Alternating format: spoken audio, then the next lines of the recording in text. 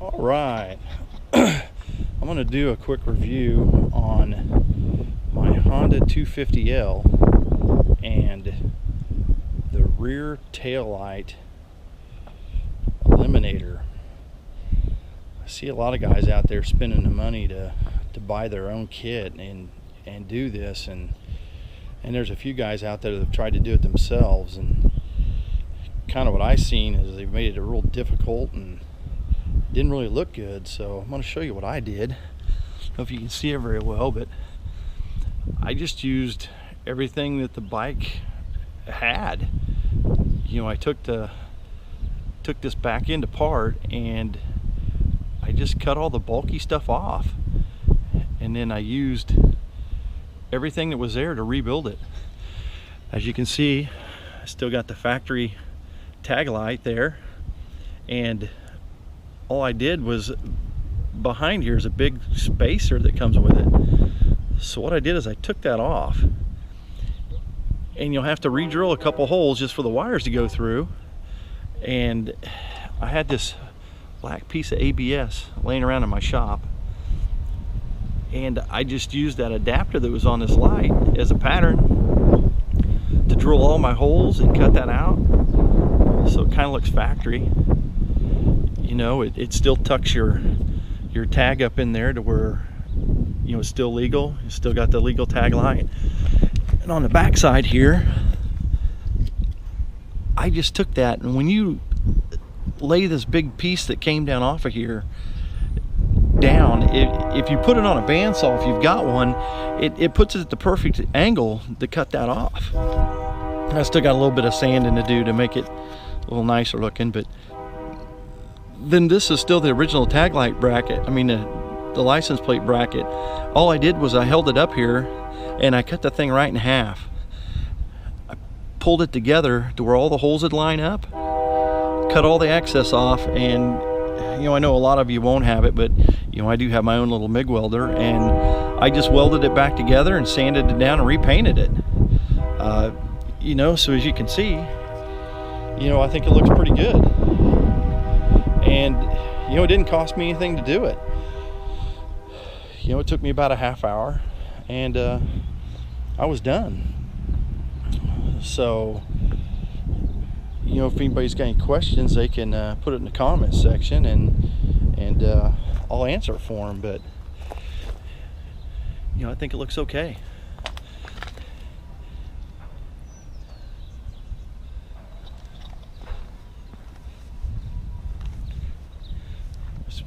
It's definitely practical. Now for some of the other changes I've done. You know, I've had this bike for almost 2 years now, and you know, I use it as a daily commuter. There's not too many days here in the winter that I don't ride. A lot of people at work think I'm crazy, but you know, I don't have a long distance to travel. This is definitely, you know, got the stage 1 kit on it, so I've got the 13 tooth front sprocket and the tuner, you know, from EGK. I've just put it underneath the seat. FMF Power Core 4, Power Bomb header. I've done the airbox mods. You know, the Barkbuster handguards. Those have really helped out a lot, especially out there. You know, and definitely protects your controls when you lay it down, although it won't protect your mirrors. Seat concept seat.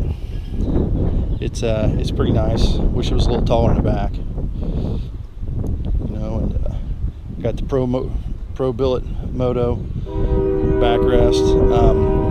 If anybody's out there and looking to buy one of these, the only thing I could tell you is really watch it when you use their template to drill the holes, because their template is just a guideline. I would definitely suggest drilling a pilot hole, trying to locate the bolt holes behind it, and drill appropriately. I got a little big. I just used some good quality white caulking and put it around there. You know, you really don't notice it that much. You know, I did put my own little tack up here so I can see what I'm running. One thing I did do with the tuner under the seat is, I think a lot of what has to do with how they set that up from the factory is their elevation. Here I'm here in Kansas. It's pretty flat, not really high up in the elevation. So what I did was I took the stock settings that they had and I cut them in half. And what I've noticed from there is I've got a lot better performance out of this bike. It was the difference between night and day, and it's really helped out a lot. I do have the little diode under the seat for the speedo to recalibrate that. All these things that I've done to this are really quick and simple. They don't take that long to do, and it really helped the bike out. Give a little shout out to the Woodsman. I've subscribed to his channel.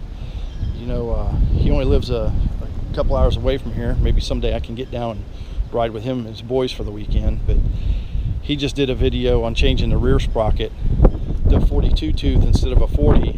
Instead of doing the front sprocket mod, he had a really good valid point. Yeah, but the chain roller thing here, wearing it out.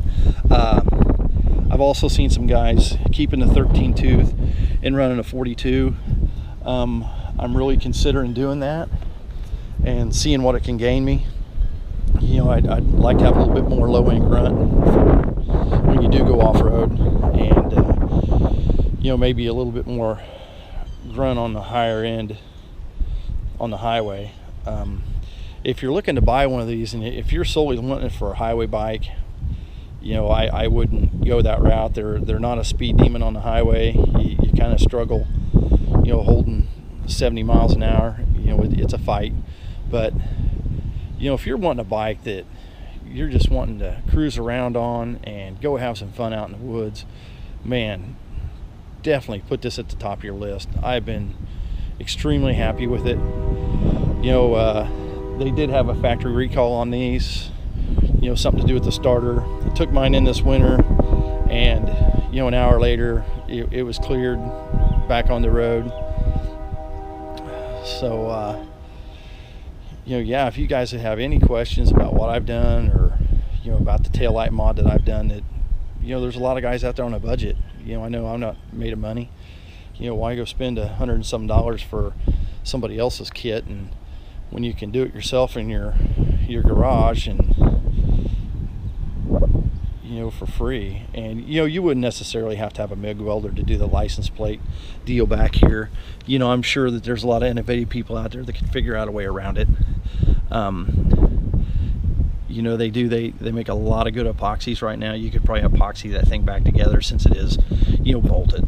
So one thing I did do, I've got to replace, I had to put a little piece of heat shield up here underneath my tail light from this power core. It was really starting to melt into that, as you can see. So, but anyway, that's kind of where I'm at. I'm just now starting on YouTube, so hopefully I can upload some videos and help you guys out. So thanks for watching.